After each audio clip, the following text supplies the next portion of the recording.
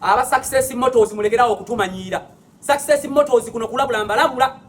mwatumanyidde okumanya mwatumanyidde twanyize ne muteekayo omupiira mbu tuli bulala FC kube Success Motors. Hakati kambuze mbakulu omupiira si kutunda motoka tetuganya mulina buli kikata motoka ewamwe omupiira si bya motoka kakati mwabagalinye gye muva yeka kiwulikika kitya mbuno Success Motors yakute tuli bulala FC nejikuba kitya tufa twebuuka kati mbaletedde ekisero mwali muwulira biwulire embuda abantu bakuba goli baswalira mu kisero Success Motors golo ngena muswalira mu kisero mulekerawo tumanyira namwe kati ye nkwata nte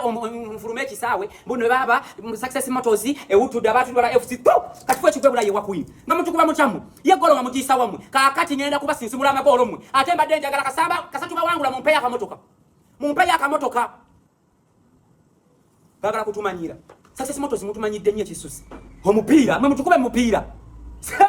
kale wa mutukubira mukaze kamugoba mugoba nakwata kuba nanagende bancha ali musajja Success Motors mbawoni nzo mpira mukujeyo